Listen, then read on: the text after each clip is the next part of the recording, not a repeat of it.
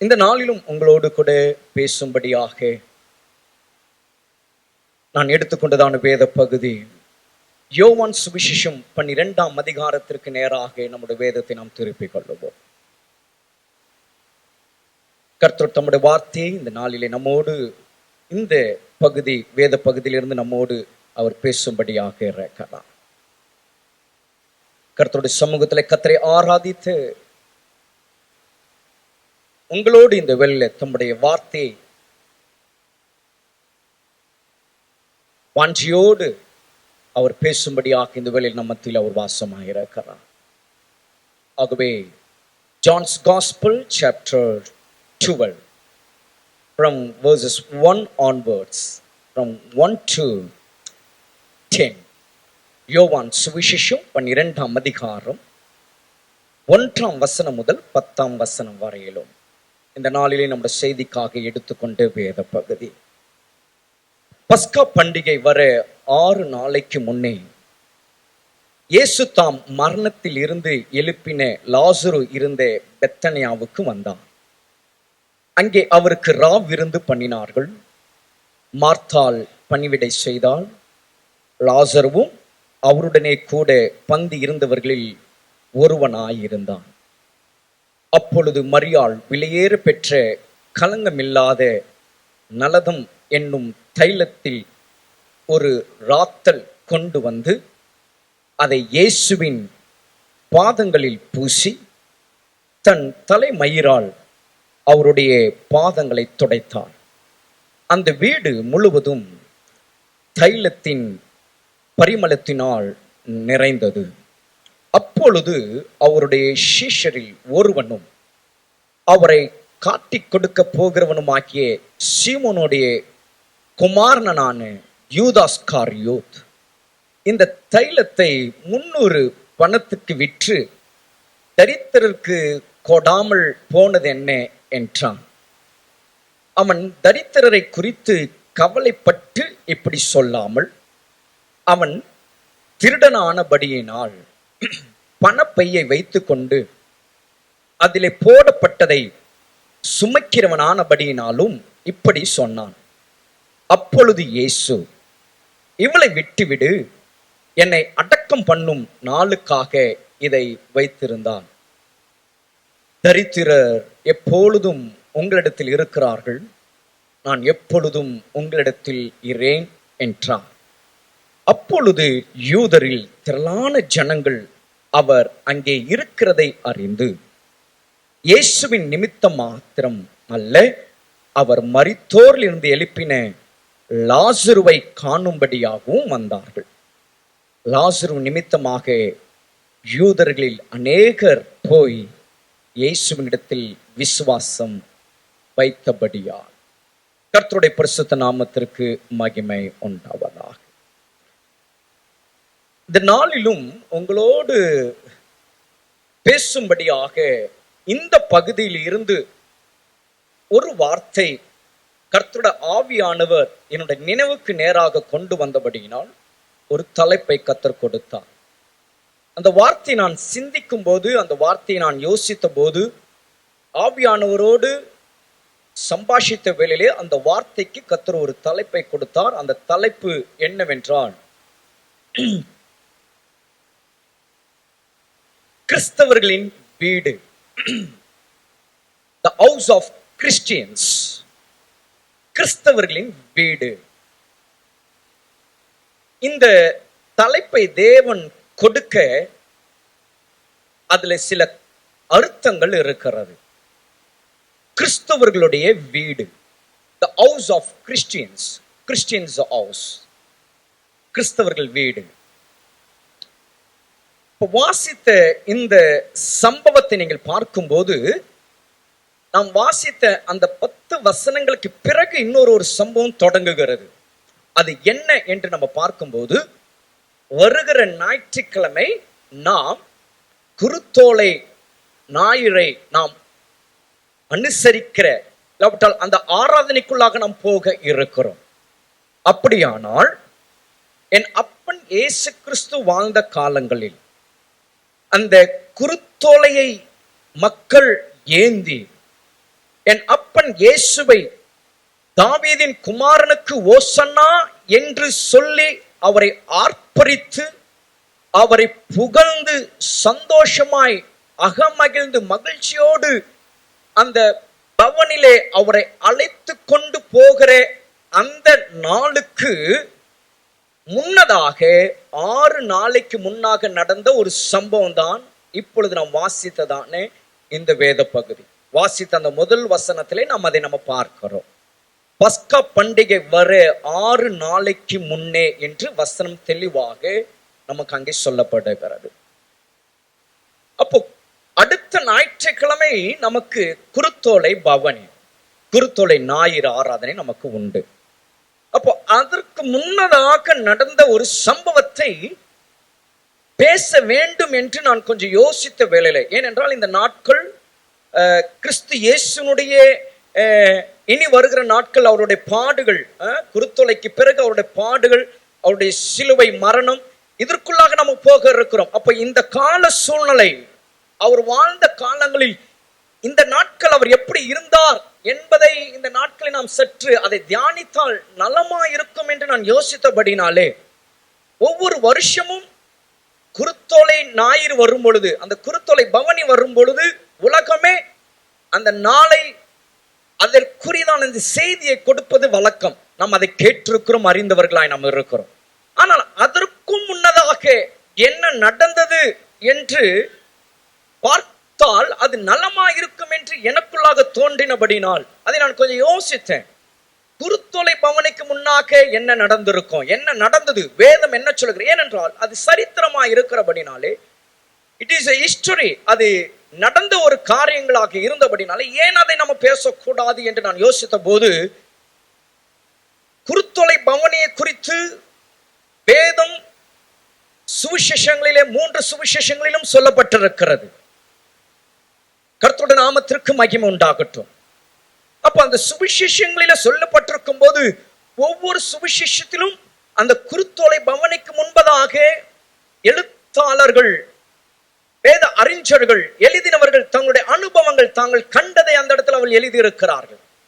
அப்படி பார்த்தபோது இந்த நாளிலே யோவான் எழுதினதை நான் படித்த போது அதிலே கர்த்தரோட ஆவியானவர் சில காரியங்களை, ரகசியங்களை அதிலே எனக்கு வெளிப்படுத்தினபடினால்தான் வாசித்த அந்த வசனங்களிலே ஒரு வார்த்தை எனக்கு அதை காண்பித்தார். அந்த வார்த்தையை நான் என்ன என்று அவரிடத்துல கேட்டபோது அவர் அதற்கு கொடுத்த தலைப்பு தான் கிறிஸ்தவர்களுடைய வீடு என்று நீ பேசு. Just talk about the house of Christians. ஏன் இதை பற்றி இன்றைக்கு அவர் பேச சொன்னார் என்று எனக்கு தெரியாது. ஆனால் இன்றைக்கு இந்த செய்தி அவசியம் என்பதை என் ஆண்டவர் அறிந்திருக்கிறபடினால் அதை திருச்சபைக்கு கர்த்தர் அவர் பேசிக் கொண்டிருக்கிறார். ஹல்லேலூயா. கர்த்தருடைய பரிசுத்த நாமத்திற்கு மகிமை உண்டாவதாக. அப்ப கிறிஸ்தவர்களுடைய வீடு என்று பேசுவதற்கு அவர் எனக்கு கொடுத்த 2 வசனங்களை தான் நான் வைக்க போகிறேன். வாசித்தது என்னமோ 10 வசனங்கள். அது ஏன் நான் வாசித்தேன் என்றால் அதை நீங்கள் புரிந்து கொள்ள வேண்டும் என்பதற்காக. ஆனால் அதுல 2 வசனங்களை தான் இன்றைக்கு உங்களுக்கு முன்பாக நான் வைக்க நான் போகிறேன். கர்த்தருடைய ஆவியானவர் அந்த வசனத்தில் இருந்துதான் தம்முடைய வார்த்தையை அவர் உங்களுக்கு அவர் வைக்க அவர் விரும்புகிறார். அப்ப கிறிஸ்தவர்களின் வீடு என்று சொல்வதற்கு அவர் எனக்கு காண்பித்த அந்த வார்த்தை 3ஆம் வசனத்திலே நீங்கள் வாசித்தீர்கள் என்றால் அந்த வீடு என்று எழுதப்பட்டிருக்கிறது. கர்த்தருடைய நாமத்திற்கு மகிமை உண்டாவதாக. அந்த வீடு,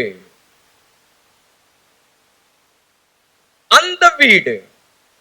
அப்போ அந்த வீட்டிலே என்ன நடந்தது என்பதுதான் நம்ம பார்க்க போகிறோம். கர்த்தருடைய பரிசுத்த நாமத்திற்கு மகிமை உண்டாவதாக. ஆகவே செய்திகளை நீங்கள் கவனியுங்கள், இது உங்களுக்கு பிரயோஜனமாய் இருக்கும். கர்த்தருடைய நாமத்திற்கு மகிமை உண்டாவதாக. சோசியல் மீடியா மூலமாக இந்த வார்த்தைகளை கேட்கிற நீங்கள், இது என்ன வீடு அப்படின்னு பேசுறாங்கன்னு சொல்லிட்டு செய்தி நீங்கள் விட்டுவிட வேண்டாம். செய்தி நீங்கள் கவனிக்கும்படி உங்களை அன்போடு கூட நான் கேட்கிறேன். அந்த வீடு என்று இந்த இடத்துல சொல்லப்பட்ட அந்த வார்த்தைக்கு இந்த காலவிலே கர்த்தருடைய ஆவியானவர் தம்முடைய திருச்சபைக்கு அவர் சொல்ல வந்தது என்னன்னா, கிறிஸ்தவர்களின் வீடு. அப்ப இன்றைய காலகட்டத்தில் கர்த்தருடைய பிள்ளைகள், தேவனுடைய ஜனம், விசுவாசிகளாகிய நம்முடைய வீடு கிறிஸ்தவர்களின் வீடு என்று சொல்லப்படுகிறதை நாம் அறிந்திருக்கிறோம். நம்முடைய அருகில் இருக்கிறவர்கள், நமக்கு தெரிந்தவர்கள், நமக்கு அறிமுகமானவர்கள் நம்முடைய வீட்டை குறித்து என்ன சொல்லுவார்கள்? இவர்கள் கிறிஸ்தவர்கள், இது கிறிஸ்தவர்களுடைய வீடு அப்படி என்று சொல்லுவாங்க. ஒருவருக்கு ஒரு வீட்டை அறிமுகப்படுத்த வேண்டுமானால், ஒரு வீட்டை கேட்க வேண்டும் என்றால், ஒருவேளை நம்மளை தேடியோ நம்மளை பார்க்கோ ஒருவர் நம்முடைய வீடு தெரியாதபடிக்கு வேறொரு இடத்துல கேட்டான், இதுதாங்க அந்த கிறிஸ்தவர்களுடைய வீடு, அந்த வீடுதான் அப்படின்னு சொல்வதை நாம் அறிந்திருக்கிறோம். என்ன சொல்றாங்க? நமக்கு ஒரு பெயர் கொடுக்கப்பட்டிருந்தாலும், நம்முடைய ஜெனரேஷன் சொல்ல,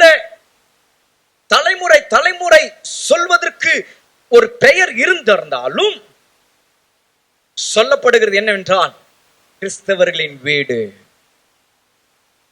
அப்போ கிறிஸ்தவர்களின் வீடு என்று சொல்லும் போது கிறிஸ்தவர்களுடைய வீட்டிலே இருக்க வேண்டியது என்ன?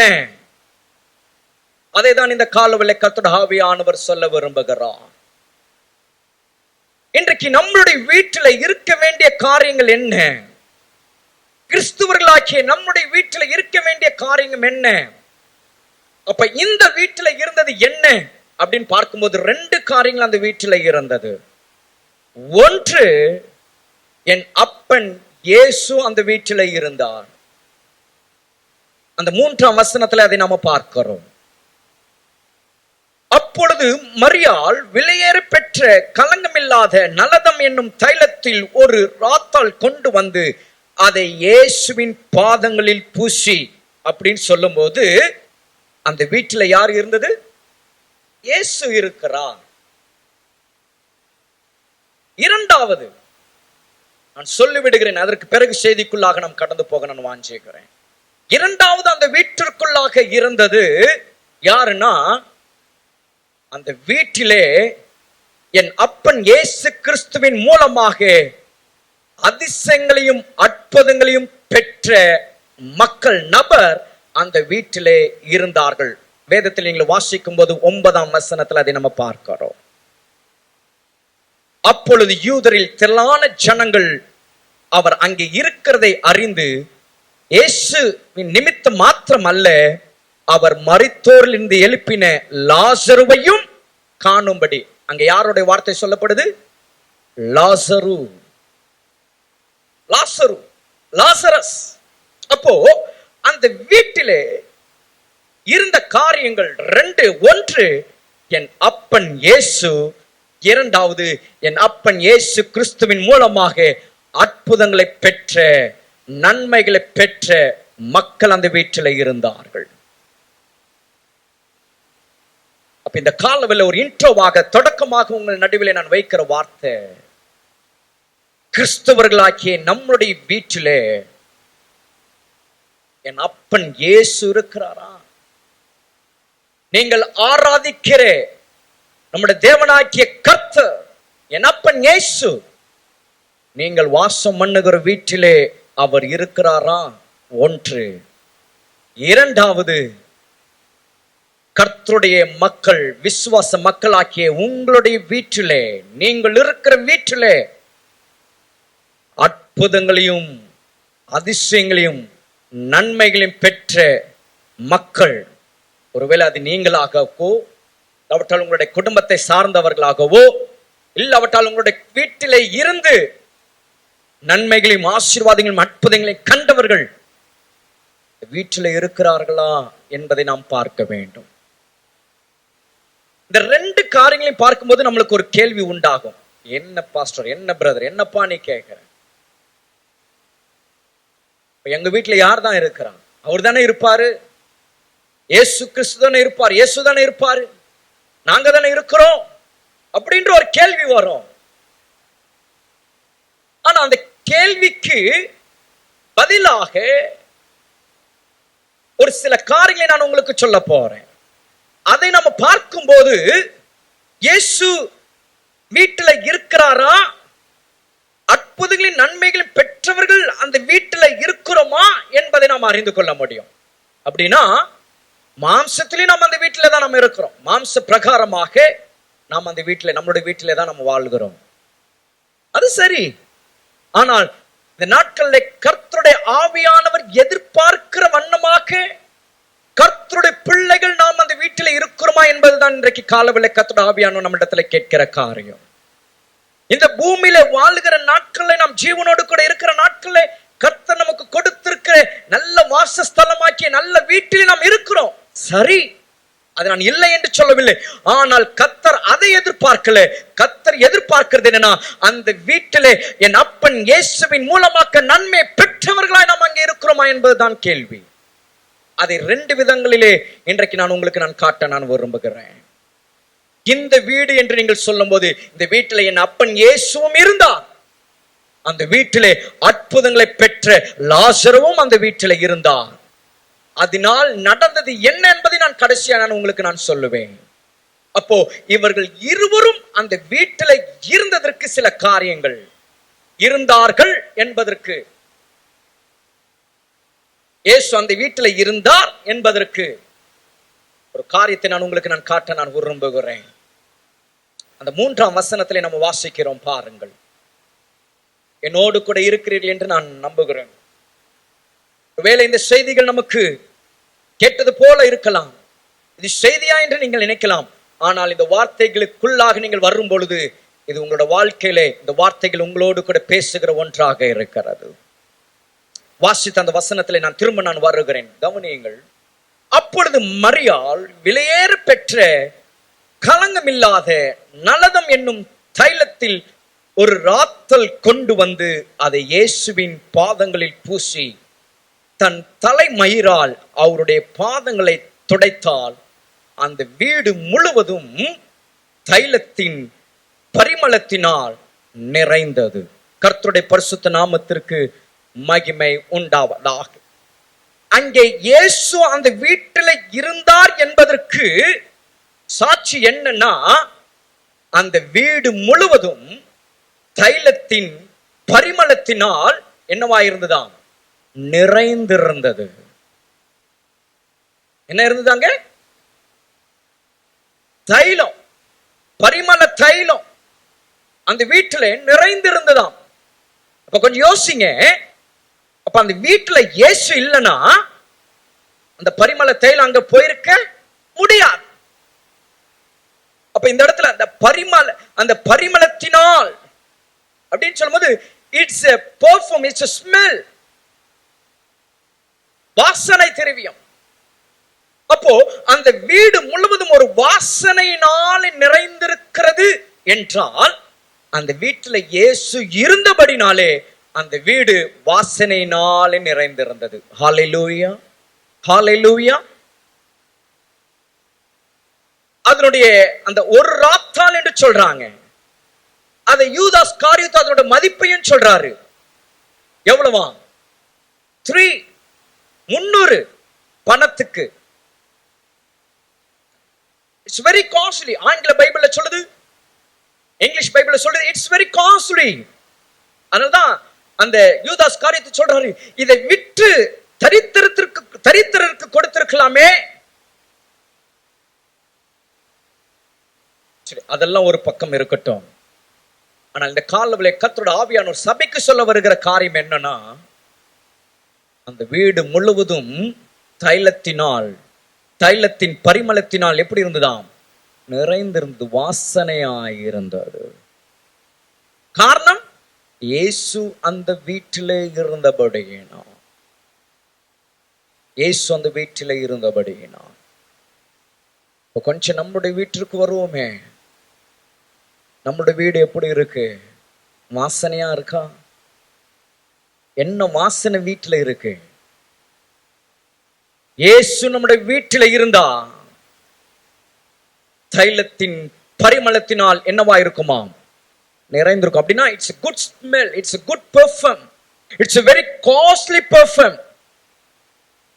விலை உயர்ந்த ஒரு தைலம், வாசனையான ஒரு தைலம் வீடு முழுவதுமாக நிறைந்திருந்தது என்றால், உங்களுடைய வீட்டில் இயேசு இருப்பார் என்றால் அந்த வீடு எப்படியா இருக்குமாங்க? வாசனையா இருக்கும். உங்களுடைய வீடு எப்படி இருக்கு? உங்களுடைய வீட்டிற்குள்ளாக வந்தா என்ன வாசனை இருக்கு? உங்களுடைய வீட்டிற்குள்ளாக என்ன வாசனை இருக்குன்னு பக்கத்து வீட்டுல இருக்கிறவங்கள்ட்ட கேட்டா அவங்க சொல்லுவாங்க. இல்ல, நம்முடைய வீட்டுல என்ன வாசனை இருக்குன்னு பக்கத்து வீட்டுல இருக்கிறவங்களை கேட்டா என்ன செய்வாங்க? சொல்லுவாங்க. அப்படிதானே? அப்படிதானேங்க? நம்மளுடைய வீடு நல்ல வாசனையினாலே நிறைந்திருக்கிற வீடா இருக்கணும். ஹல்லேலூயா. அப்படி ஒரு நல்ல வாசனை நிறைந்த வீடாய் நம்மளுடைய வீடு இருந்துச்சுன்னா அந்த வீட்டுல யார் இருக்கிறா? சொல்லுங்க, யார் இருக்கிறா? இயேசு கிறிஸ்து இருக்கிறார். கர்த்தருடைய நாமத்திற்கு மகிமை உண்டாகட்டும். இந்த நாட்கள்ல அநேக கர்த்தருடைய பிள்ளைகளுடைய வீடு, அநேக விசுவாச மக்களுடைய வீடு நாம் எப்படி வைத்திருக்கிறோம் என்பதை நாம் ஆராய்ந்து பார்க்கணும். வாசனை உள்ள வீடா இருக்கிறதா? இந்த பரிமளம் அப்படின்ற அந்த வார்த்தை நீங்க டிக்ஷனரியில, நீங்க ஆங்கில டிக்ஷனரியில பாத்தீங்கன்னா அதற்கு என்ன அர்த்தம் சொல்லுது? நாற்றம் அப்படின்ற வார்த்தை போட்டிருக்கு. நாற்றம் வந்து ரெண்டுத்துக்குமே வரும். நல்ல வாசனைக்கும் நாற்றம் தான், கெட்ட வாசனைக்கும் என்னதான்? நாற்றம். அப்ப இந்த இடத்துல நாற்றம் என்று சொல்லப்படுதுன்னா நல்ல குட் ஸ்மெல். ஏன்னா வேதம் சொல்லுகிறது it's very costly, it's very costly perfume. விலை உயர்ந்த அந்த இடத்துல தான் பார்க்கிறோம். விலையேற பெற்ற கலங்கம் இல்லாத, மிக்சடா இல்லாத ஒரிஜினாலிட்டி, நலதனம் என்னும் தைலத்தினால். அதனாலதான் அந்த வீடு எப்படி இருந்தான்? வாசனை. ஏன் அந்த வாசனை அந்த அவ்வளவு காஸ்ட்லியா அந்த பெர்ஃப்யூம் அந்த வீட்டுக்கு வர காரணம் என்ன? இயேசு கிறிஸ்து அந்த வீட்டில் இருந்தபடியினால். ஹல்லேலூயா, ஹல்லேலூயா. அப்போ உங்களுடைய வீடு, என்னுடைய வீடு, நீங்களும் நானும் வாசம் பண்ணுகிற வீடு, கர்த்தர் நமக்கு தந்திருக்கிற வீடு, அது எப்பொழுதும் எப்படி இருக்க வேண்டுமாம்? வாசனை நிறைந்த, நல்ல வாசனை கொடுக்கக்கூடிய வீடாய் நம்மளுடைய வீடு இருக்கணும். ஹல்லேலூயா.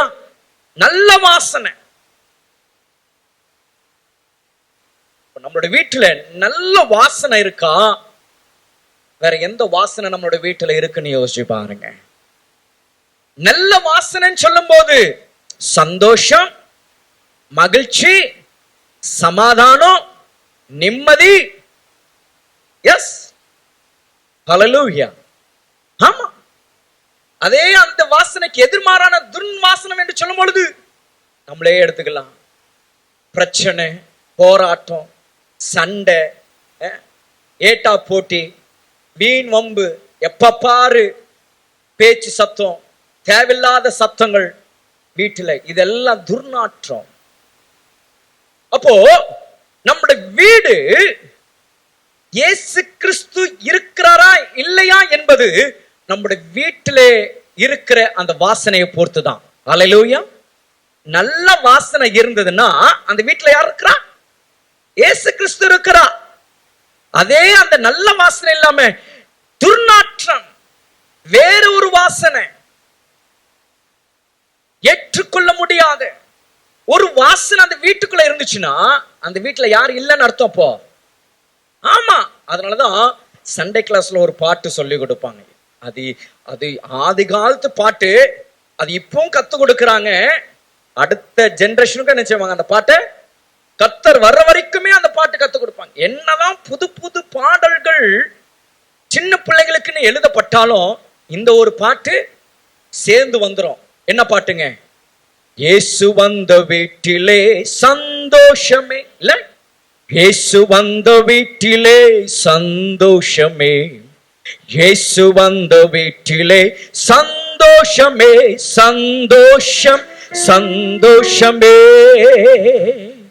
இயேசு இருந்த வீட்டிலே சமாதானமே, இயேசு இருந்த வீட்டிலே சமாதானமே, இயேசு இருந்த வீட்டிலே சமாதானமே, சமாதானம் சமாதானமே, சமாதானம், சமாதானமே.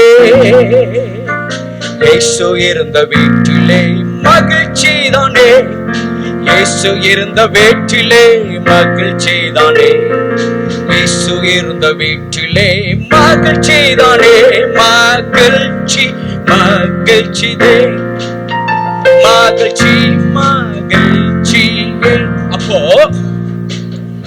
இயேசு அந்த வீட்டுல இருந்தா என்னவாங்க? நல்ல வாசனை, நல்ல வாசனை. அதனாலதான் சொன்னேன், நம்முடைய வீட்டுல என்ன வாசனை அடிக்குதுன்றத பக்கத்து வீட்டுல கேட்டா என்ன செஞ்சிருவாங்க? சொல்லுவாங்க. இப்ப நம்மளுடைய வீடு எப்படிங்க இருக்கு? கிறிஸ்தவர்களுடைய வீடு என்று சொல்றோம். மற்றவர்கள் நம்மளை பார்க்கும்போது அது கிறிஸ்தவர்களுடைய வீடுங்க, நீங்க கேட்டு வந்தவங்களோட வீடுங்க. அது என்ன நினைச்சு அது கிறிஸ்தவர்களுடைய வீடுன்னு சொல்றாங்க? What they think and say that is the house of Christian. எதை எண்ணி எதை நினைத்து ஒருவர் வீட்டை தேடி, நம்முடைய வீட்டை தேடியோ ஒருவேளை நம்முடைய வீட்டை கேட்டோ பக்கத்துள்ளவர்களிடத்துல கேட்டால் அவர்கள் என்ன மனநிலையில என்ன நினைத்து அதுதான் அந்த கிறிஸ்தவர்களுடைய வீடு என்று என்ன சொல்லுவாங்க? அவங்களுடைய மனதுல நல்ல ஒரு வாசனை நிறைந்த ஒரு கிறிஸ்தவர்களுடைய வீடு அப்படின்னு மனசுல நினைச்சு நம்முடைய வீட்டை அறிமுகப்படுத்துறாங்களா? இல்லவற்றால் தங்களுடைய மனதுல அந்த வீடா அதுதாங்க கிறிஸ்தவ வீடுன்னு நினைச்சு அனுப்புறாங்களா? தேவனுடைய ஜனமே, இந்த நாட்கள்ல நாம் இருக்கிற பகுதியிலே கர்த்தர் நம்மளை ஒரு நல்ல ஒரு வீட்டிலே நம்மளை வைத்திருக்கிறார்னா அது சின்ன ஒரு ஒரு ஒரு அறையா இருக்கலாம், இல்லாவிட்டால் 2 அறையா இருக்கலாம், இல்லாட்டால் 3 அறையா இருக்கலாம். கர்த்தர் நமக்கு கொடுத்திருக்கிற வீட்டை இயேசு வந்து இருக்கிற வீடா நம்மளோட வீட்டை நம்ம வச்சிருக்கணும். ஹல்லேலூயா. ஆமாங்க. அப்போ நல்ல வாசனை வீசுகிற வீடா நம்மளோட வீடு இருக்கணும். அது வெறும் சந்தோஷம், சமாதானம், மகிழ்ச்சி, சண்டை அப்படி மாத்திரம் இல்ல, நீட் அண்ட் கிளீன். அடுத்தது சுகாதாரத்திலையும் நம்முடைய வீடு எப்படி இருக்கணும்? சுத்தமா இருக்கணும், நீட்டா இருக்கணும். சிலர் வீட்டுக்குள்ள நுழையும் போதே குப்பையா இருக்கும், அங்க பார்த்தா குப்பையா இருக்கும், இங்க அப்படி இருக்கும், அங்க அப்படி இருக்கும். சொல்லி பாருங்க, எத்தனை முறை சொல்லுங்க, கேட்க மாட்டாங்க. அந்த வீடு அப்படிதான் வச்சிருப்பாங்க. அந்த வீடு அப்படி இருந்தாதான் அவங்களுக்கு அது அழகா இருக்கு.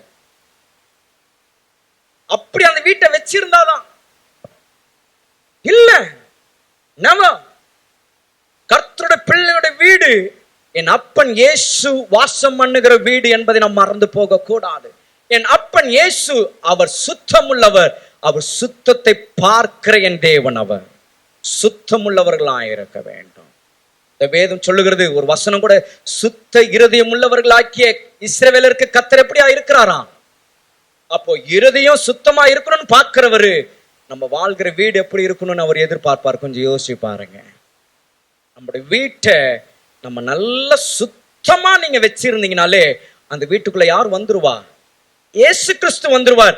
அந்த இயேசு கிறிஸ்து அங்க வந்துட்டாலே அந்த வீடு எப்படி இருக்கும்? வாசனை, நல்ல வாசனை நிறைந்த வீடாய் நம்மளோட வீடு இருக்கும். ஹல்லேலூயா, ஹல்லேலூயா. அதற்காக அந்த ஒடினல மற்ற பெர்ஃப்யூம் அப்படி வாங்கி அடிக்கிறதுலாம் நல்லது, அது நல்லது. நம்மளோட வீட்டை வாசனையா வைக்கிறது நல்லது, அது நான் தவறு என்று சொல்ல. ஆனால் நான் ஆவிக்குரிய ரீதியத்தில் நான் உங்களோடு கூட நான் பேசிக் கொண்டிருக்கிறேன். இயேசு கிறிஸ்து மாத்திரம் உங்களோட வீட்டில வாசம் பண்ணுவார்னா அந்த வீட்டிலே நல்ல நறுமணம் உண்டாயிருக்கும். இந்த வீட்டில என் அப்பன் இயேசு இருந்தா அந்த வீடு முழுவதும் எப்படி இருந்ததாம்? தைலத்தின் பரிமளத்தினால் நிறைந்திருந்தது, நிறைந்திருந்தது. இப்ப நம்முடைய வீட்டை நாம் நினைத்து பார்க்கணும். நம்முடைய வீடு எப்படி இருக்கு? நம்முடைய வீட்டுல இயேசு கிறிஸ்து இருக்கிறாரா? நம்முடைய வீட்டுல இயேசு கிறிஸ்து வாழுகிறாரா? நம்முடைய வீட்டுல இயேசு கிறிஸ்து தங்கி இருக்கிறாரா? யோசிச்சு பாருங்க. நாம் எப்படி இருக்கிறோமோ அப்படிதான் என் அப்பன் இயேசு அந்த வீட்டில் இருக்கிறார் இல்லை என்பதற்கு ஆதாரமா இருக்கிறது. அதனால வெறும் ஹாலை மாத்திரம் நல்ல நீட்டா சுத்தமா வச்சுட்டு கிச்சனையும் பாத்ரூம் அப்படி அக்லியா வைக்க கூடாது. என் ஆண்டவராகிய இயேசு கிறிஸ்து அந்த வீட்டுக்குள்ள வாசம் பண்ணுகிறார்னா அவருடைய பிரசனம் அந்த வீட்டின் முழுவதும் எல்லா அறைகளிலும் அவருடைய மகிமை இருக்கிறது என்பதை நாம் மறந்து போக கூடாது. அப்படியானால் அவருடைய மகிமை ஒவ்வொரு அறையிலும் இருக்கணும், அவருடைய பிரசனம் ஒவ்வொரு அறையிலும் இருக்கணும்னா அந்த வீடு நல்ல சுத்தமாய், நல்ல நீட்டா, நல்ல அழகாய், நேர்த்தியாய், பார்ப்பதற்கு என் அப்பன் இயேசு வந்து தங்குகிற வீடாய் இருக்கக்கூடியதாய் நம்முடைய வீட்டை நாம் வைத்துக் கொள்ள வேண்டும். அதே நேரத்தில் என் அப்பன் இயேசு கிறிஸ்து வந்து வாசம் பண்ணுகிற வீடாய் நம்முடைய வீடு நல்ல வாசனை நிறைந்த வீடாய் இருக்க வேண்டும். கர்த்தருடைய நாமத்திற்கு மகிமை உண்டாவதாக. ஆகவே தேவனுடைய ஜனமே, நம்முடைய வீட்டில் இயேசு இருக்கிறாரா இல்லையா என்பதை நீங்கள் ஆராய்ந்து பாருங்கள். இரண்டாவது ஒரு காரியத்தை நம்ம பார்க்கிறோம். அந்த வீட்டில் இருந்தது, நான் சொன்னேன் 9ஆம் வசனத்துல வாசிச்சோம். அந்த வீட்டில் யார் இருந்துதான்? லாசரு இருந்தா. லாசரு இருந்தா. அந்த வசனத்தை நம்ம இப்படி ஆய் பார்க்கிறோம். இயேசுவின் நிமித்தம் மாத்திரம் அல்ல, அவர் மரித்தோரில் இருந்து எழுப்பின லாசருவும் அந்த வீட்டில் இருந்தார். கர்த்தருடைய நாமத்திற்கு மகிமை உண்டாகட்டும். அப்படின்னா என்ன? நீங்க இந்த 11ஆம் அதிகாரத்தில் நீங்கள் வந்தீங்கன்னா அங்க பாருங்க, வேதம் சொல்லுகிறது 43ஆம் வசனத்துல வாசிக்கிறோம். இவைகளை சொன்ன பின்பு லாசருவே வெளியே வா என்று உரத்த சத்தமாய் கூப்பிட்டார். வேதம் சொல்லுகிறது அல்லவா? இந்த சமம் நமக்கு தெரியும், அதனால நான் வசனங்களை கொண்டு போகல, தேவையானது மாத்திரம் உங்களுக்கு நான் வைக்கிறேன். என் அப்பன் இயேசு லாசருவை கூப்பிடுகிறார், வெளியே வா என்று. கூப்பிட்ட உடனே நடக்கிற காரியம் நமக்கு தெரியும். 47ஆம் வசனத்துல வந்தீங்கன்னா அந்த வசனத்துல நம்ம பார்க்கிறோம் பாருங்க. அப்பொழுது பிரதான ஆசாரியரும் பரிசேயரும் ஆலோசனை சங்கத்தை கூடி வர செய்து, நாம் என்ன செய்கிறது? இந்த மனுஷன் அநேக அற்புதங்களை செய்கிறானே. எல்லாரும் சொல்லுங்க, அற்புதங்களை. அற்புதங்களை. எஸ். அப்ப அற்புதங்களை செய்கிறானேன்னு எந்த சூழ்நிலை, எந்த காலத்துல, எந்த இடத்துல அங்க வருதுன்னா, லாசருவை அவர் உயிரோடு கூட எழுப்பின அந்த நேரத்துல வந்த வார்த்தை அற்புதம். அப்படியானால் லாசரு தன்னோட வாழ்க்கையில அற்புதங்களை கண்ட மனுஷன். அப்படிதானே? மரித்து போன லாசரு உயிரோடு கூட எழுந்து வந்த அந்த மனுஷன் என் அப்பன் இயேசுவின் மூலமாக அற்புதங்களை கண்ட மனுஷன் அந்த லாசரு. ஹல்லேலூயா. அப்போ அற்புதங்களை கண்ட லாசரு எங்க இருக்கிறாருங்க? வீட்டில இருக்கிறான். வீட்டில இருக்கிறான். அந்த வீட்டில யார் இருக்கிறதுனா, கர்த்தரிடத்திலிருந்து நன்மையை பெற்ற ஒரு மனுஷன் அந்த வீட்டில இருக்கிறான். இந்த நாட்களிலே நம்முடைய வீட்டிலே, கர்த்தருடைய பிள்ளைகளுடைய வீட்டிலே, கிறிஸ்தவர்களுடைய வீட்டிலே கர்த்தரால் நன்மையை பெற்ற ஜனம், என் அப்பன் இயேசு கிறிஸ்துவின் மூலமாக நன்மைகளை பெற்ற ஜனம், நாம் அந்த வீட்டிலே இருக்கிறோமா என்பதை நாம் சிந்தித்து பார்க்க வேண்டும். நான் சொன்னது போல மாம்சத்தின்படி நாம் அந்த வீட்டில் இருக்கிறோம். நல்லது, நல்லது. ஆனால் தேவன் எதிர்பார்க்கிற ஒரு மகனாக, தேவன் எதிர்பார்க்கிற ஒரு மகளாக கர்த்தர் நமக்கு கொடுத்த வீட்டில் நாம் வாழ்ந்து கொண்டிருக்கிறோமா, வாசம் பண்ணுகிறோமா? அவர் என்ன எதிர்பார்க்கிறார்? அவரிடத்திலிருந்து நாம் பெற்ற நன்மை, அவரிடத்திலிருந்து பெற்றதான ஆசீர்வாதங்கள், அவரிடத்திலிருந்து பெற்றதான அற்புதங்களை நினைத்து எண்ணி தேவனை மகிமைப்படுத்துகிற மக்களாய் அந்த வீட்டிலே, கர்த்தர் நமக்கு தந்த வீட்டில் நாம் இருக்கிறோமா என்பதை நாம் ஆராய்ந்து பார்க்கணும். இன்றைக்கு அநேக குடும்பங்களை, கர்த்தருடைய பிள்ளைகளுடைய வீட்டிலே கர்த்தர் எத்தனையோ நன்மைகளை செய்திருக்கிறார், எத்தனையோ உபகாரங்களை கர்த்தர் செய்திருக்கிறார், எத்தனையோ ஆசீர்வாதங்களை பெற்று அனுபவித்திருக்கிறார்கள். ஆனால் அதெல்லாம் பார்க்க மாட்டாங்க. அவங்களுடைய தேவை, அவளுடைய கஷ்டம், அவளுடைய பிரச்சனை, அவளுடைய சூழ்நிலை, இதையே அந்த வீட்டில் புலம்பி புலம்பி புலம்பி புலம்பி சிலர்லாம் சொல்லுவாங்க, இவங்களாம் எதுக்குங்க சர்ச்சைக்கு போறாங்க? எப்ப பாரு இவங்க வீட்டுல புலம்பல் சத்தங்க. இவங்களாம் எதுக்கு பைபிளை தூக்கிட்டு போறாங்க? இவங்களுக்கெல்லாம் நீங்க நல்ல ஆலோசனை கொடுங்க, இவங்களுக்கெல்லாம் நீங்க நல்ல ஜெபம் பண்ணுங்க. எதுக்கு ஆலயத்துக்கு போறாங்கன்னே தெரியல, எதுக்கு இயேசுவை இவங்க நம்புறாங்கன்னே தெரியல. எப்ப பாரு இவங்களோட வீட்டுல இருந்து சத்தம் என்ன? ஒரே புலம்பல். இது இல்ல, அது இல்ல, இது கிடைக்கல, அது கிடைக்கல, ஆண்டவர் இதை செய்யல, அதை செய்யல. இதெல்லாம் வெளியே இருக்கிற மக்கள் சொல்லுகிறதே எத்தனையோ பேரிடத்துல இருந்து நான் கேட்டு வைக்கிறேன். என்ன? அவரிடத்திலிருந்து நன்மை பெற்றோம், அவரிடத்திலிருந்து ஆசீர்வாதங்களை பெற்றும் அவரிடத்திலிருந்து எத்தனையோ அற்புதங்களை பெற்றும் நம்முடைய வீட்டில் நம்ம எப்படி வாழ்ந்துகிட்டு இருக்கிறோம்னா அதையெல்லாம் நம்ம நினைத்து வாழ்கிறது இல்ல. இன்னும் எனக்கு நடக்கல, இன்னும் எனக்கு கிடைக்கல, இன்னும் எனக்கு வரல, எனக்கு இப்படி சம்பவிச்சிச்சு, எனக்கு அப்படி ஆயிடுச்சு, எனக்கு இப்படி ஆயிடுச்சு, எனக்கு அப்படி நேரிடுச்சு, எனக்கு இந்த கஷ்டம், எனக்கு இந்த வியாதி, எனக்கு அந்த போராட்டம், எனக்கு இந்த கடன், எனக்கு அது, எனக்கு இது, இதே புலம்பலான வாழ்க்கை தான்.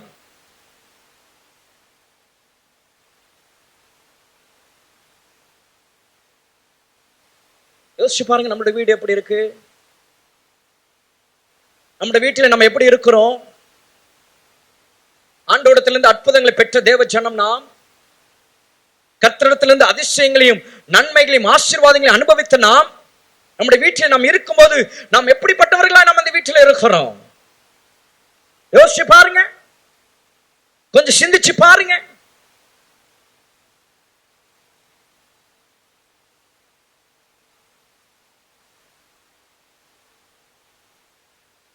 அநேக ஊழியக்காரர்கள் சொல்லுவாங்க, உங்களோட வாழ்க்கையில வேணும்னு நினைக்கிற, எதிர்பார்த்திருக்கணும்னு நீங்க நினைச்சிட்டு இருக்கிற அந்த கொஞ்சத்தை மறந்துட்டு ஆண்டவர் உங்களுக்கு செஞ்ச அந்த நிறைய காரியங்களை செஞ்சார் பாருங்க, அதை நீங்க நினைச்சாலே போதும், இதெல்லாம் ஆட்டோமேட்டிக்கா உங்களுக்கு நடக்கும் அப்படின்னு சொல்லுவதை நம்ம கேட்டிருக்கிறோம்.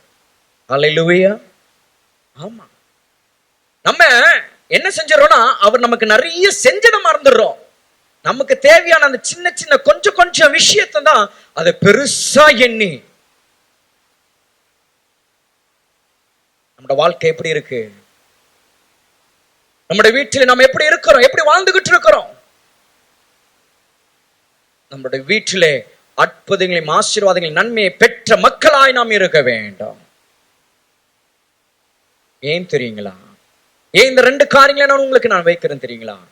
இயேசு கிறிஸ்து அந்த வீட்டில் இருக்கும்போது, அற்புதங்களை பெற்ற லாசரு அந்த வீட்டில் இருக்கும்போது ரெண்டு விஷயம் நடந்தது. ஒன்று, என் அப்பன் இயேசு அந்த வீட்டில் இருந்ததுனால அந்த 9ஆம் வசனத்துல பார்க்கிறோம், இயேசு கிறிஸ்துவை அறிந்தார்கள். இயேசு அந்த வீட்டில் இருக்கிறார் என்று அறிந்தார்களாம். அப்போ நம்முடைய வீட்டில் இயேசு கிறிஸ்து இருக்கிறதை மற்ற ஜனங்கள் என்ன செய்வாங்க? அறிந்து கொள்ளுவாங்க. அதற்குதான் கிறிஸ்துவோடைய வீடு எப்படி இருக்கணும்னு கர்த்தர் பேசி கொண்டிருக்காரா. நம்முடைய வீட்டில் என் அப்பன் இயேசு இருந்தார்னா மற்றவர்கள் அந்த வீட்டில் இயேசு இருக்கிறார் என்பதை அறிந்து கொள்ள. அந்த வசனம் அப்படிதான் சொல்லுது. அப்பொழுது யூதரில் திரளான ஜனங்கள் அவர் அங்கே இருக்கிறதை அறிந்து, இயேசு அங்கே இருக்கிறதை அறிந்து. அப்போ நம்முடைய வீட்டிலே இயேசு இருப்பார்னா மற்றவர்கள் அறிந்து கொள்ளுவார்கள். இயேசுவை அறிந்து கொள்வதற்கு நம்முடைய வீடு பாத்திரமா இருக்கிறது என்பதை நாம் மறந்து போக கூடாது. நம்முடைய வீடு அப்படி பாத்திரமா இருக்கா? பாத்திரமான வீடா நம்மளுடைய வீடு இருக்கா? என் அப்பன் இயேசுவை மற்றவர்கள் அறிந்து கொள்ளுகிற வீடா நம்முடைய வீடு பாத்திரமா இருக்கிறதா? யோசிச்சு பாருங்க. இரண்டாவது ஒரு காரியம், அற்புதங்களை பெற்ற லாசரு அந்த வீட்டில் இருந்தபடினாலே நடந்தது என்னன்னா, அதே 9ஆம் வசனத்துல பார்க்கிறோம், காணும்படியாக வந்தார்களாம். என்ன செஞ்சாங்க? காணும்படி வந்தாங்க, பார்க்க வந்தாங்களாம். அப்போ நம்முடைய வீட்டிலே அற்புதங்களையும் அதிசயங்களையும் நன்மைகளையும் பெற்ற ஜனமாய் நாம் நம்முடைய வீட்டில் இருப்போம்னா நம்மளை தேடி பார்க்க ஜனங்கள் வருவார்கள். ஹல்லேலூயா, ஹல்லேலூயா. நம்மளை தேடி வருவாங்க. நீங்க எங்க எவ்வளவு தூரத்துல நீங்கள் இருந்தாலும், எங்க நீங்கள் இருந்தாலும் உங்களை அறிந்து கொண்டு உங்களை காணும்படி வருவாங்க. ஏன் வர்றாங்க? உங்களை பார்க்க. உங்களோட வாழ்க்கையில் நீங்கள் அற்புதங்களை நீங்கள் பெற்றிருக்கிறபடினாலே, உங்களோட வாழ்க்கையில் நீங்கள் அதிசயங்களை பெற்றதன்படினாலே, உங்களோட வாழ்க்கையில் நீங்கள் ஆசீர்வாதங்களை பெற்றபடினாலே, அது உலகத்திற்கு பறைசாற்றினபடியினால், அது உலகத்திற்கு கடந்து போனபடியினால் கேள்விப்பட்டவர்கள் உங்களை காணும்படி வருகிறவர்களா இருக்கிறார்கள். இங்க இவங்க எப்படி வந்தாங்க? லாசரு உயிரோடு கூட எழுந்தான். ஓ, அற்புதமாய் அவன் தன் வாழ்க்கையிலே உயிரோடு கூட எழுந்தான் என்பதை யூதர்கள் அறிந்து கொண்டபடினாலே இயேசுவின் நிமித்தம் மாத்திரம் அல்ல, ஓ லாசரவையும் என்ன செஞ்சாங்களாம்? காண வந்தார்கள். நம்முடைய வீட்டில நம்முடைய அருகில் இருக்கிறவர்களே நம்மளை காண வரணும். அப்படி நம்மளோட வீடு இருக்கணும்.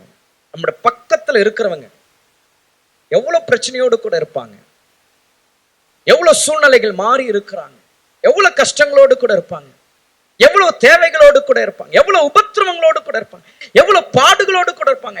எத்தனை பேர் நிம்மதியற்றவர்களா இருக்கிறாங்க. நம்முடைய அருகில் இருக்கிறவங்க எங்க போவது என்று தெரியாம, எங்க போய் தங்களுடைய சஞ்சலத்தையும் வருத்தத்தையும் கஷ்டங்களையும் பாரங்களையும் சொல்ல வேண்டும் என்று தெரியாமல் இன்றைக்கு அருகில் வாசம் பண்ணுகிற மக்கள் தவித்துக் கொண்டிருக்கிறார்கள். ஏன் உங்களுடைய வீட்டிற்கு அவர்கள் வர முடியல? ஏன் அவர்கள் உங்களுடைய வீட்டை வந்து உங்களை காண அவர்களால் வர முடியல? ஏன் அவர்கள் உங்களுடைய வீட்டில் வந்து ஒரு 5 நிமிடம் உங்களிடத்துல தங்களுடைய பாரங்களை வந்து அவர்களால் சொல்ல முடியல? யோசிச்சு பாருங்க. அற்புதங்களை பெற்ற லாசருவை காணும்படியாக வந்த அந்த வீட்டிற்குள்ளாக இந்த நாட்கள்ல கர்த்தருடைய பிள்ளைகள் உங்களுடைய வீட்டிற்கு மக்கள் தேடி வர வேண்டும், உங்களை காண வர வேண்டுமானால் உங்களுடைய வீட்டிலே நீங்கள் எப்படி இருக்கணும் தெரியுங்களா? கர்த்தரிடத்திலிருந்து அற்புதங்களை பெற்றவர்களாய், கர்த்தரிடத்திலிருந்து அதிசயங்களை பெற்றவர்களாய், கர்த்தரிடத்திலிருந்து நன்மை பெற்றவர்களாய், கர்த்தரிடத்திலிருந்து ஆசீர்வாதங்களை பெற்றவர்களாய் நீங்கள் அந்த வீட்டிலே வாழ வேண்டும். ஹல்லேலூயா, ஹல்லேலூயா. அப்படின்னா நான் சொல்வது உங்களுக்கு புரியும். எதை விடணுமோ அதை விட்டுட்டு எது இருக்கணுமோ நம்ம அதை வைத்துக் கொண்டவர்களா நம்ம வீட்டுல இருப்போம்னா, பக்கத்தில் இருக்கிறவங்க கேட்கும் போது அந்த வீட்டுல எப்பொழுது சந்தோஷம், அந்த வீட்டுல எப்பொழுது மகிழ்ச்சி, அந்த வீட்டுல நல்ல ஒரு சமாதானம் இருக்கு, அந்த வீட்டுல பார்த்தா ஏதோ ஒரு நிம்மதி இருக்கு, அந்த வீட்டுல ஏதோ பார்த்தா ஒரு சுகம் இருக்கு. நம்மளோட பிரச்சனை நம்ம அங்க போய் சொல்ல, அங்க நம்ம போய் பார்க்கலாம். இதுதாங்க ரகசியம்.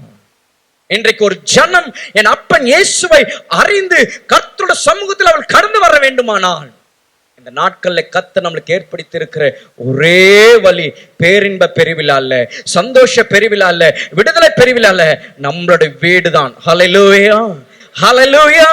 கர்த்தருடைய பரிசுத்த நாமத்திற்கு மகிமை உண்டாவதாக. அப்ப நம்மளுடைய வீட்டுல நாம் எப்படியா இருக்கிறோம் என்பதை நாம் ஆராய்ந்து பார்க்கணும். அப்போ ஒன்று, நம்முடைய வீட்டிலே என் அப்பன் இயேசு இருக்கணும். இரண்டாவது, அந்த வீட்டிலே அற்புதங்களையும் ஆசீர்வாதங்களையும் பெற்ற ஜனமாய் நாம் அந்த வீட்டில் இருக்கணும். ஹல்லேலூயா.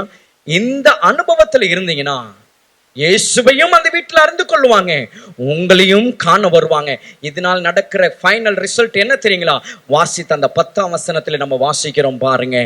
லாசருவின் நிமித்தமாக யூதர்களில் அநேகர் போய் இயேசுவின் இடத்துல என்ன செஞ்சாங்களாம்? சொல்லுங்க பார்க்கலாம். இயேசுவின் இடத்துல எல்லாரும் சொல்லுங்க. இயேசுவின் இடத்துல இன்றைக்கு அதை தாங்க ஆண்டவராக இயேசு கிறிஸ்து உங்கள் மூலமாக, என் மூலமாக, நம்முடைய திருச்சபையின் மூலமாக கர்த்தர் எதிர்பார்க்கிறது என்னன்னா, இயேசுவை விசுவாசிக்க வேண்டும் எல்லாரும். ஹல்லேலூயா. ஆமா, என் அப்பன் இயேசு நம்ம இடத்துல அவர் விரும்புகிறது என்னன்னா, அவரை விசுவாசிக்கிற மக்கள் உங்கள் மூலமாக, என் மூலமாக, கர்த்தர் நமக்கு தந்திருக்கிற வீட்டின் மூலமாக இயேசுவை அநேக ஜனங்கள் விசுவாசிக்க வேண்டும் என்பது அவருடைய சித்தமாக இருக்கிறது. விசுவாசிக்கிறவர்கள், நம்புகிறவர்கள், எதிர்பார்க்கிறவர்கள் கரங்களை தட்டி ஹல்லேலூயா. ஒண்ணுமே நடக்கல, சின்ன சிம்பிள் காஸ்பல் தான். பிரசங்கம் பண்ணல, போதிக்கல, உபதேசம் பண்ணல, ஒன்னும் செய்யல. அந்த வீட்டில இயேசு இருந்தாரு. அற்புதத்தை பெற்ற மனுஷன் அந்த வீட்டில் இருந்தான். யூதர்கள் இயேசு அங்க இருக்கிறார் என்று அறிந்தாங்க. அது மாத்திரமல்ல, அற்புதங்களை பெற்ற மனுஷன் அங்க இருக்கிறான் பார்க்கணும்னு வந்தாங்க. வந்தவர்கள் இயேசுவை விசுவாசித்தார்கள். ஹல்லேலூயா, ஹல்லேலூயா. இன்றைக்கு இந்த நாட்கள்ல அநேகர் என் அப்பன் இயேசு வண்டையில வருவதற்கு என் ஆண்டவர் உங்களுடைய வீட்டை ஒரு பாத்திரமாய் கர்த்தர் வைத்திருக்கிறார். கர்த்தர் உங்களுக்கு தந்திருக்கிற ஸ்தலத்தை, நீங்கள் வசிக்கிற வீட்டை கர்த்தர் உங்களுக்கு ஆசீர்வாதமாக கர்த்தர் தந்திருக்கிறார். எதற்கு? அநேகர் என் அப்பன் இயேசுவை விசுவாசிக்க. அப்போ அதற்கு பாத்திரமாய் நம்மளுடைய வீடு இருக்கணும்னா, அந்த வீட்டில என் அப்பன் இயேசு இருக்கணும். அற்புதங்களையும் நன்மைகளையும் பெற்ற ஜனமாய் நீங்களும் நானும் அந்த வீட்டில வாழணும். ஹல்லேலூயா, ஹல்லேலூயா. அப்போ நம்மளுடைய வீடு எப்படிங்க இருக்கு? இந்த வீடு போல இருக்கா? இந்த வீடு போல நம்முடைய கிறிஸ்தவர்களுடைய வீடு ஆகிய நம்முடைய வீடு இருக்கா? இல்லைன்னா நம்முடைய வீடு இன்றைக்கு எப்படி இருக்கு? கொஞ்சம் யோசிச்சு பாருங்க. நம்மளே கொஞ்சம் யோசிச்சோம்னா, நம்மளை பற்றி பக்கத்துல இருக்கிறவங்க என்ன நினைப்பாங்க, நம்மளை பற்றி மக்கள் என்ன மனநிலையில இருக்கிறாங்க, நம்மை குறித்து மற்ற எப்படி பேசுவாங்க அப்படின்னு நம்முடைய வீட்டை கொஞ்சம் நம்மளே யோசிச்சோம்னா நமக்கே தெரியும். அப்ப நம்முடைய வீட்டுல இயேசு இருக்கிறாரா, நாம் எப்படி இந்த வீட்டுல இருக்கிறோம் என்பது நாம் ஆராய முடியும். இன்றைக்கு நம்மை நாமே ஆராய்ந்து பார்த்து, கர்த்தர் நமக்கு கொடுத்திருக்கிற வீடு கிறிஸ்தவர்களின் வீடாய், கிறிஸ்து வாசம் பண்ணுகிற வீடாய், கிறிஸ்துவின் அற்புதத்தை பெற்றவர்களுடைய வீடாய் நம்முடைய வீடு, ஒவ்வொருவருடைய வீடு மாற வேண்டும். எத்தனை பேர் ஆயத்தமா இருக்கிறீங்க? எழுந்து நிற்போமா? நாம் செபிக்க போகிறோம். ஹல்லேலூயா. இந்த செய்திக்கு பிறகுதான் குருத்தோலை பவனிலே என் அப்பன் இயேசு அவர் கடந்து போகிறார். அப்போ அவர் அந்த குருத்தோலை பவனிலே அவர் போவதற்கு முன்பதாக அவருடைய பிள்ளைகளுடைய வீட்டை குறித்து அவர் பேசிவிடுகிறார். வீட்டை குறித்த ஒரு செய்தி அவர் கொடுத்துட்டு தான் அந்த பவனில போகிறார். ஏன்னா அந்த பவனிக்கு பிறகு என்ன நடக்குது? அவர் காட்டி கொடுக்கப்படுகிறார், அவர் சிலுவைக்கு போயிறார். அதனால அவருடைய கடைசி செய்தி என்னவா இருக்கு? என்னுடைய மக்களுடைய வீடு எப்படி இருக்கணும் அப்படின்றத அவர் பேசிட்டு போயிட்டாரு. அப்ப இந்த செய்தி இன்றைக்கு காலையில நம்மோடு கத்து தந்திருக்கிறார். நம்மை ஆராய்ந்து பார்ப்போம். கிறிஸ்தவர்களின் வீடு என்று நமக்கு ஒரு, நம்முடைய வீட்டிற்கு பெயர் கொடுக்கப்பட்டிருக்கிறது. நம்முடைய வீட்டிற்கு ஒரு பெயர் கொடுக்கப்பட்டிருக்கு இந்த உலகத்தில் அறியும்படி. கிறிஸ்தவர்களின் வீடு, கிறிஸ்தவர்களின் வீடு, the house of Christians. அப்ப இந்த வீட்டில என்னதான் இருக்கணும்? இயேசு கிறிஸ்துவும் அவரிடத்திலிருந்து அற்புதங்களை பெற்றவர்கள் தான் அங்க இருக்கணும். இது ரெண்டும் இருந்ததுன்னா, ஓ ஹல்லேலூயா, அங்க இயேசுவை விசுவாசிக்கிற மக்கள் அநேகர் அந்த இடத்துல வருவாங்க. இயேசுவை அறிந்து கொள்ளும்படி வருவாங்க, அற்புதங்களை பெற்றவர்களை காணும்படி வருவாங்க. அப்பொழுது இயேசுவை விசுவாசிப்பாங்க. இன்றைக்கு ஆண்டவராகிய இயேசு கிறிஸ்துவினுடைய சமூகத்திலே அநேக ஜனங்கள் வந்து இயேசு கிறிஸ்துவை விசுவாசிக்க, இன்றைக்கு ஒரு ஊழியம் என்றால் அது உங்களுடைய வீடுதான். ஹல்லேலூயா, அது உங்கள் வீடுதான். கர்த்தர் உங்களுக்கு ஸ்தலம் தான்.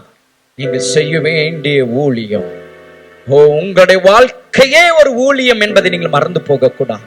உங்கள் வீடு ஒரு ஊழியம் என்பதை நீங்கள் மறந்து போகக்கூடாது. அது நிமித்தம் ஜனங்கள் இயேசுவை விசுவாசிப்பார்கள். அவருடைய வருகைக்கு அவள் வருவார்கள். அதற்கு நம்ம ஒப்பு கொடுப்போமா?